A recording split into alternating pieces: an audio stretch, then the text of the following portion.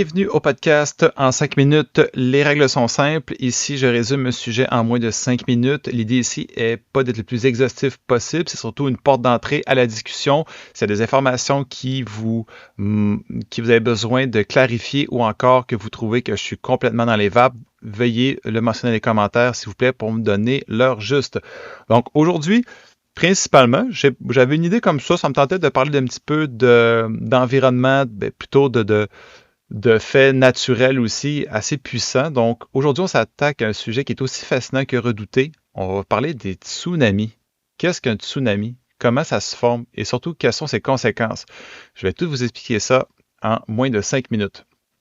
Le mot tsunami vient du japonais tsu qui signifie port et nami qui veut dire vague, littéralement donc vague de port.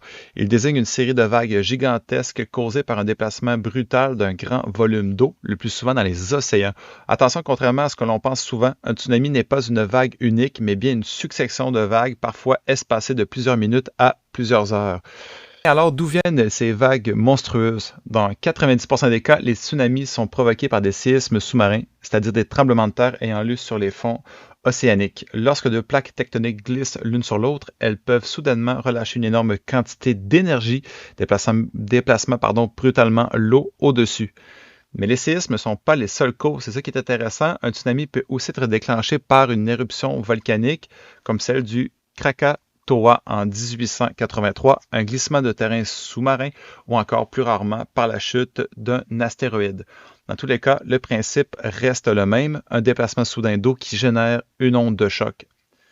Ce qui est impressionnant avec un tsunami, c'est la manière dont l'onde se propage en haute mer.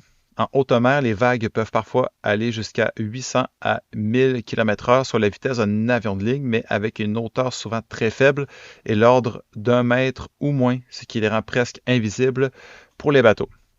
C'est en approchant des côtes que le tsunami devient vraiment dangereux. En raison du phénomène de shoaling, je ne sais pas trop si je le prononce bien, la vitesse de l'onde diminue, mais son énergie reste la même. Résultat, la hauteur de la vague augmente brutalement. On peut alors avoir des vagues de 10, 20, voire même 30 mètres capables de raser tout sur leur passage. Un autre aspect qui est méconnu, souvent juste avant qu'un tsunami ne frappe, on observe un retrait brutal à la mer. Si vous êtes sur une plage et que l'eau recule soudainement, il faut fuir immédiatement vers les hauteurs. Au niveau des exemples historiques, au niveau marquant, surtout le plus destructeur de l'histoire récente reste le tsunami du 26 décembre 2004, donc ça fait plus de 20 ans, dans l'océan Indien, causé par un séisme de magnitude 9.1. Les vagues ont frappé 14 pays, entre autres l'Indonésie, à la Tanzanie, faisant plus de 230 000 décès. Un autre exemple aussi, le tsunami de 2011 au Japon, suite à un séisme de magnitude 9. Ce tsunami a provoqué la catastrophe nucléaire de Fukushima et causé la mort de près de 20 000 personnes. Ces événements nous rappellent que les tsunamis ne sont pas seulement des catastrophes naturelles, mais surtout des drames humains aux conséquences économiques et sociales brutales. Heureusement, des progrès considérables ont été faits en matière de détection. Il existe aujourd'hui des systèmes d'alerte avancés comme ceux du Pacific Tsunami Warning Center qui utilisent des capteurs au fond de l'océan pour détecter les ondes anormales et alerter les populations en quelques minutes. Cependant, la prévention passe aussi par l'éducation.